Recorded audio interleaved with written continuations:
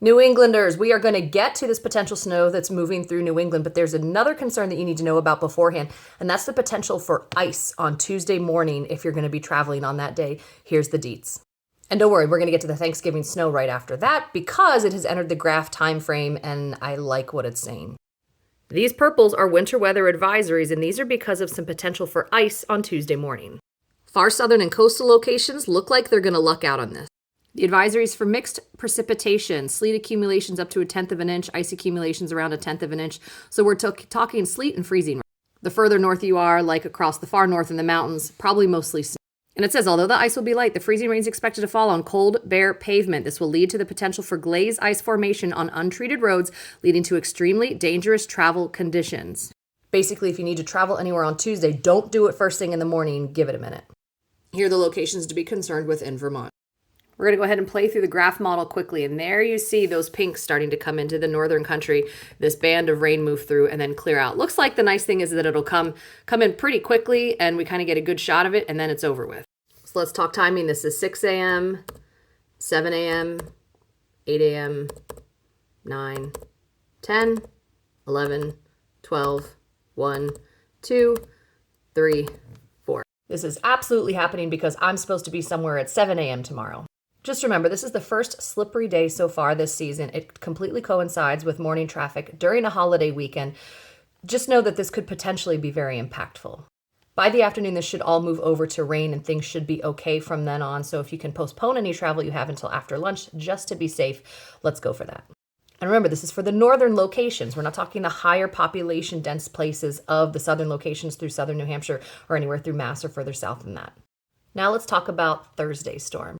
Large model variance we still have this morning, which I was hoping we start to see things trending a little bit in a better direction. Better meaning just more consensus among the forecast models. We don't have it yet. So the uncertainty in the storm is still massive because we are looking at everything from a range of a very deep area of low pressure, deepening over the Atlantic Ocean, really tightening down, bringing nor'easter almost like conditions to parts of New England, or this going just far enough out to sea that it is a complete miss. So here's the graph showing that moisture moving on out of here. Then we get high pressure in the area. And here's where things start to get interesting as we see the next storm slowly moving in. It's showing the early pieces of this approaching low and what it thinks is going to happen here. And the main feature is that it shows the low circulating really over like Southern Virginia and North Carolina as it moves east.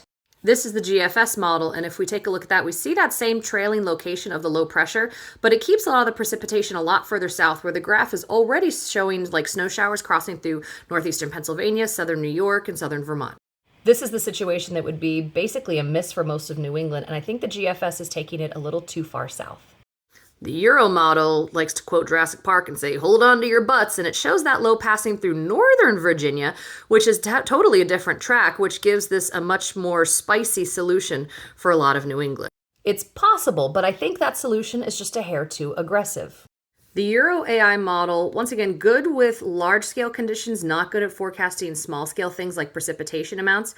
According to the National Weather Service, they've been following these tracks really well. Says this is the only one that's had a slight shift slightly more towards the Euro solution. Sorry, we're getting all out of focus here. So I like where the placement of this low is kind of looking at that Southern Virginia location, which I think is going to be close to where it's going to be according to the graph model, and grazing a little bit closer to the coast.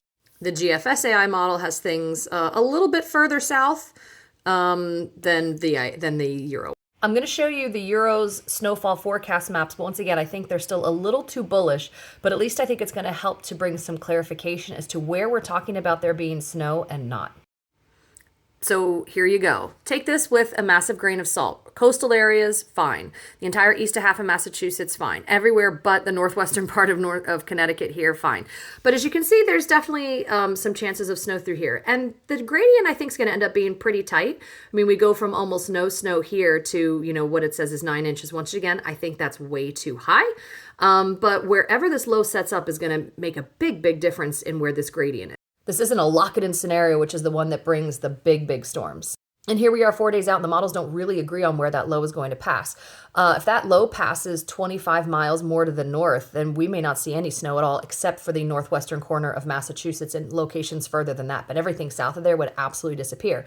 If that low ticks 25 miles further south, now you're talking about most of Massachusetts getting snow. So that is not a huge difference. We're talking about a 50-mile difference in determining whether Massachusetts would be like covered in a light blanket of snow or not.